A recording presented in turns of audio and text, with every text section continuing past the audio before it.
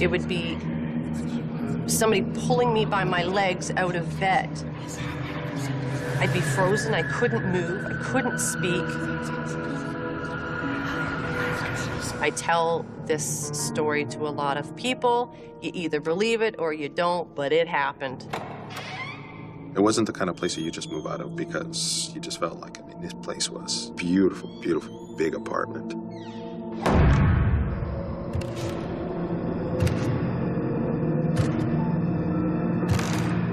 And when you hear it for the fourth or fifth time, you start to question things. You're just like, okay, listen, like, either I live in a house with a bunch of real weirdos, or there's something kind of, you know, kind of screwy going on here.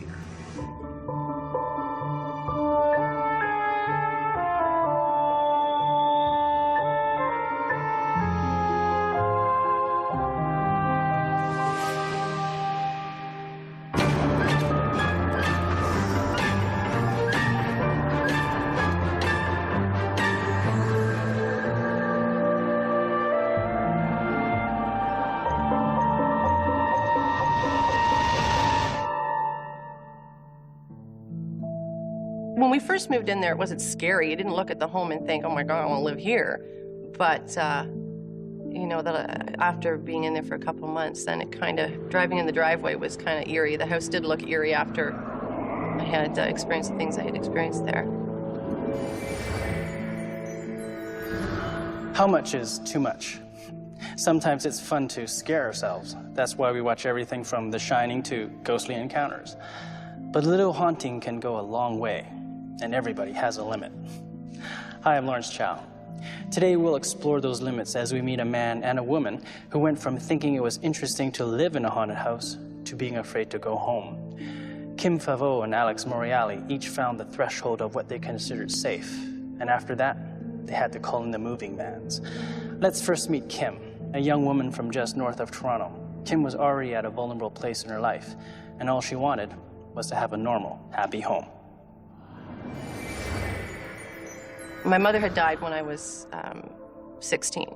So about 4 years after that, my father decided he was going to move up to Barrie with my other brothers and sisters. So I was dating. I had my boyfriend, Shane, at the time. We decided to move in together. It was an empty home. Our landlord didn't live in the home. She lived up north, so it was just me and Shane together alone. It was quiet, very, very quiet. Of course, being out in the country, too. At first, anyway, it was quiet.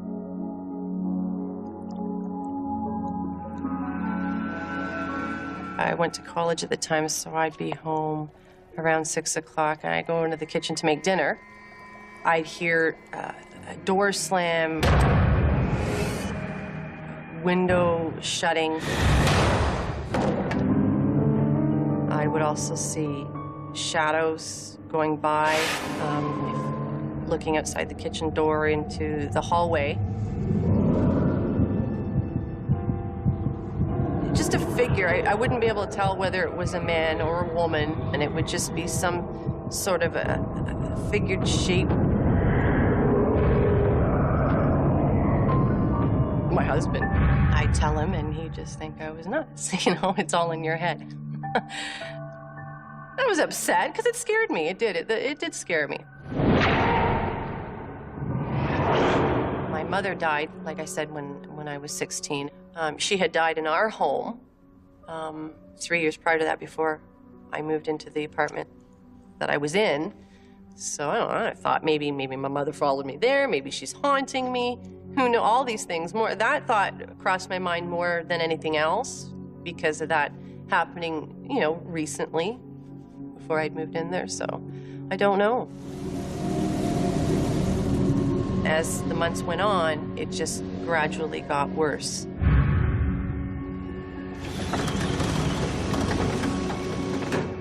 Everywhere I went in the house, I would feel like somebody was always there. Like when I'd be upstairs in the bathroom having a shower, it'd be like somebody was watching me. I didn't feel that when we first moved into the house.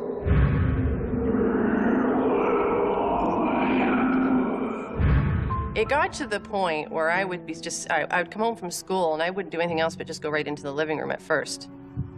Just go right into the living room and sit there until my husband came home. I wasn't moving.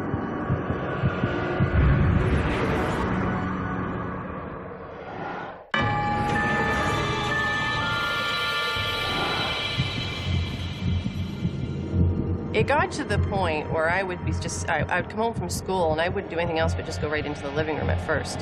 And I'd be sitting there and just seeing shadows walk by in the living room or by the door.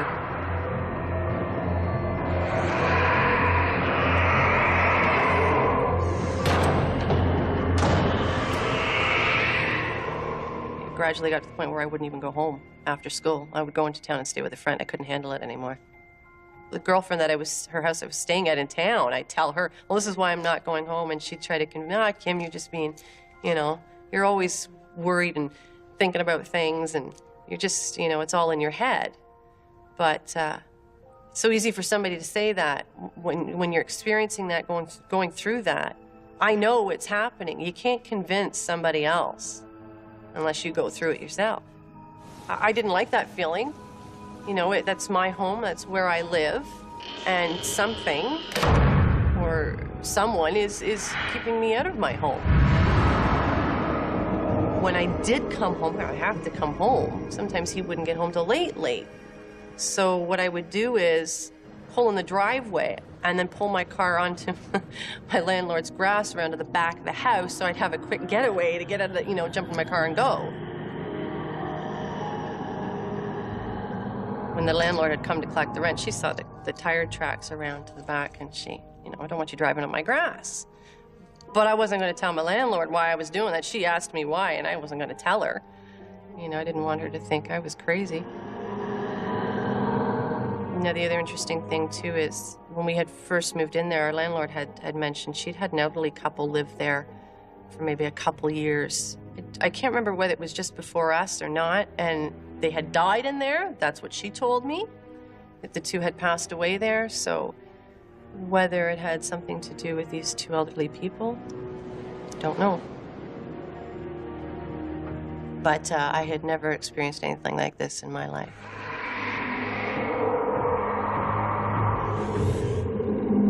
The one thing that really freaked me out and drew the line to get out of there, I didn't want to live there anymore, was being in bed. It would be in the morning.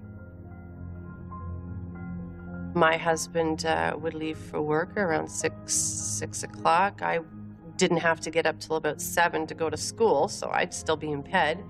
And not too long after he left, I'd hear voices behind me.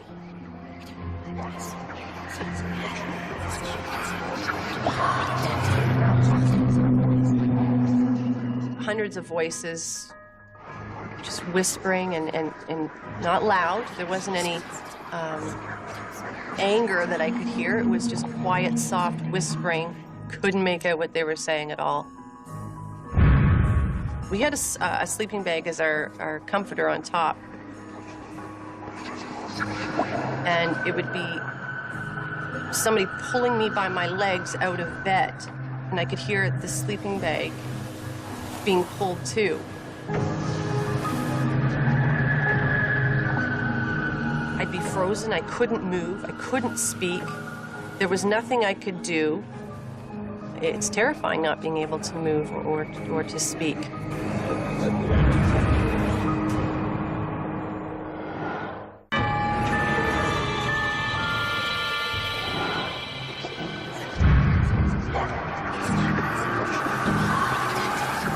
I'd be frozen, I couldn't move, I couldn't speak.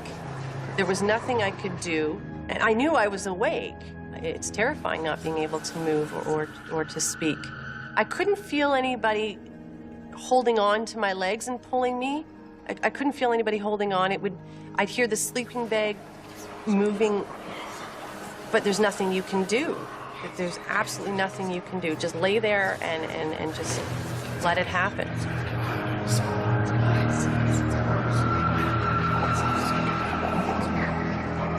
And it would last for 60 seconds, and then it just slowly just gone. First time it happened, I was dreaming, you know. Second time it happened, I was dreaming. Third time, fourth time, and fifth time, that was it. Didn't have a shower, go to school in the morning. I was out of there. I got dressed and I was gone. That was it. I didn't spend a lot of time then after. Like, I went to my friend's house. I would wait for my husband to come home after work. It did get to the point where I would end up just leaving when my husband left for work. I wouldn't stay there anymore. No, and he'd laugh at me. He didn't believe me with the morning thing.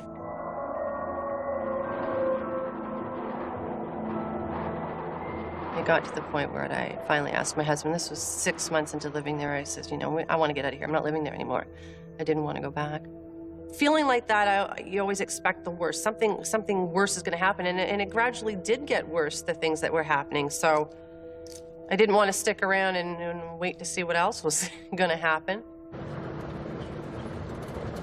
And the landlord came down. And I hadn't said anything to her at this point about anything going on. She asked me the day we moved why we were moving. She said the reason why her son and her didn't live there was because they were seeing things, hearing things, and that's why she didn't live there. So that just topped it up for me. Okay, I'm not crazy. And then I told her, yes, that's why we're leaving. I can't handle living here anymore. So at that point, I then knew, okay, I'm not crazy. I'm not, you know, just dreaming this up. This is actually happening because she's experienced it. She's renting her house out without telling, you know, people about what's going on, and this is why I'm not living there. I would not have rented that place because, again, I was, you know, I had never had that experience before except for when my mother had died. No, I wouldn't live there. Before we moved, she had put the house up for sale. She was not told me she was not going to come and live in that house.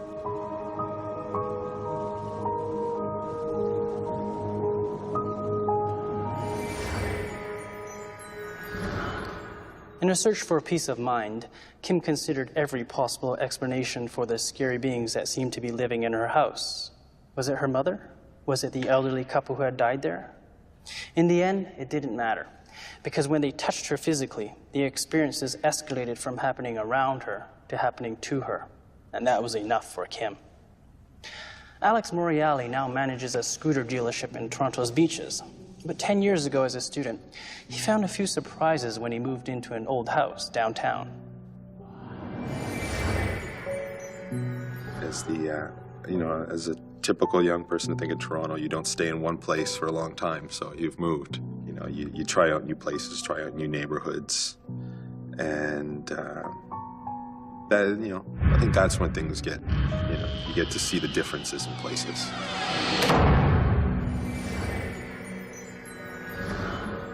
Alex likes living in spaces that are a bit off, and his new place was definitely that. But as we're about to see, it eventually got to be a little too strange, and before long, it seemed like their house was a set of a horror movie, even playing out a scene like one in the George C. Scott classic, The Changeling. It was made to look new, but it was a very old place, and you can feel that. You could feel that things, the doorways were just a little bit angled, the door moldings were never 45 degrees, they were just a little bit off. And the atmosphere felt like that, it felt like everything was just a little bit off. It was a very different group of roommates, very individual, but friends, but not good friends. It wasn't like an open house where you just go into your roommate's room, so it was a very private place. The experience, right from the beginning, it was, we moved in, and it was hearing noises, particularly in the middle of the night, where you would hear walking.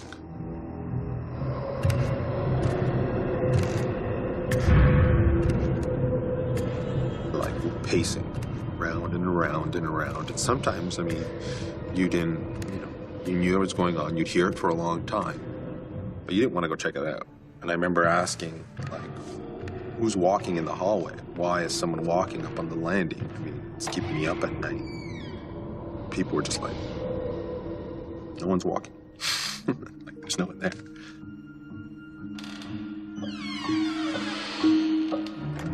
At first, it didn't make me feel anything because I don't believe in it. You know what I mean? I didn't. To tell you the truth, I mean, to the point, I still don't believe in it in a way. I mean, when you hear it for the fourth or fifth time, you start to question things. You're just like, okay, listen, like, either I live in a house with a bunch of real weirdos, or there's something kind of screwy going on here. But then after that, things got moved. Things were always moving around. You couldn't find anything you wanted. It wasn't a week didn't go by without at least a couple things were brought and moved away, moved into places that you didn't want them to be moved in, particularly the area right in front of all the doors. So just a big empty area, there's nothing there, so things were just moved there all the time. Toys especially. The little collectibles I had were always put in the wrong spot. I'm very meticulous with that kind of stuff. Stuff was put downstairs when it was in a locked room. I still to this day can't find them. And a lot of stuff was just moved, like into the hallway, into the area where there was pacing. A lot of the items were moved out there.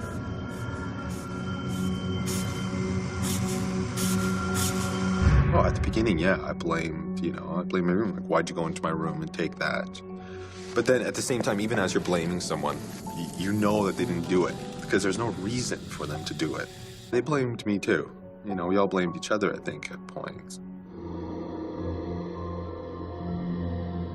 No, my one roommate, she was an artist, so she had a lot of material in her room, a lot of different items, paintbrushes, clay, and stuff like that. She was in school for art. And so a lot of her materials were destroyed. The clay that she had was obviously for her school projects, so it was left out. I think she blamed herself, to tell you the truth, because it was easier to blame herself, because I didn't think she'd blame any of us, because her door was always locked. No one can ever go in there. She got the worst of it, I think, of everybody. She actually got the worst of it.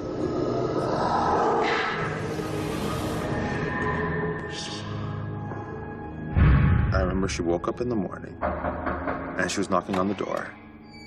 She's like, points in the hallway, and she's like, I was sleeping all night. I went to bed with my comforter. I remember my comforter. I remember the door locked. And now it's there. It was just put out there, like, right where all the other stuff would be. Like, nicely, neatly folded. For the rest of us, it was just, when things move, you're like, okay, something's moved, something's not right in the place. But for her, it was like, oh, she was actually there for us. And I think she felt a little very, very uncomfortable being that close to something that she had no idea what it was.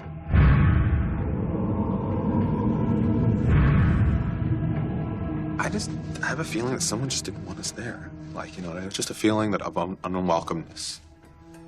Move out, or get out, or it was just something that you felt like you had to move.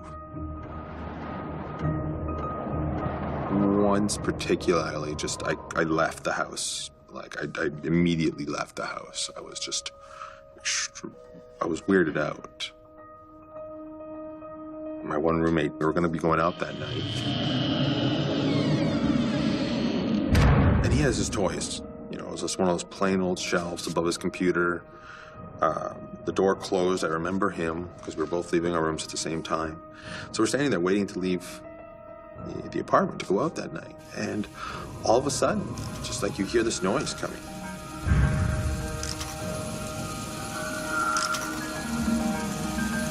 First reaction is that there's a sound coming from an area where there shouldn't be sound. Because there's no one upstairs. Just like you hear this noise coming. And one of the toys is rolling down the stairs. This little colorful toy coming down the stairs. And that wasn't weird enough, was that because it was a 180-degree turn, the toy came from the top and came down the other side. I stayed at a friend's house that night because I just didn't want to come home. I just didn't feel comfortable enough to go home.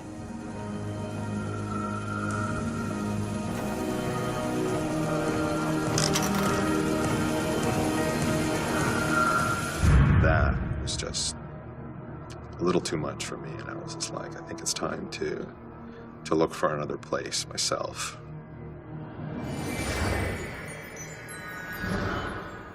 Pushed to the brink by the tumbling toy, Alex moved out. But he's not scared of the supernatural in general, just the way he felt it manifested itself in his house. And even though Kim reached a limit of how much haunting she could take, she is still fascinated by ghosts. Neither Alex nor Kim had their beliefs changed by their experiences, but living in those houses, being afraid to go home, helped them learn what their thresholds are for being able to engage those beliefs. My take on my experience is an experience that'll last the rest of my life. You hear about these things, but to actually experience it yourself, it's interesting, and I would sound strange like it to happen again. I like to say I was, privy to something that I can't explain.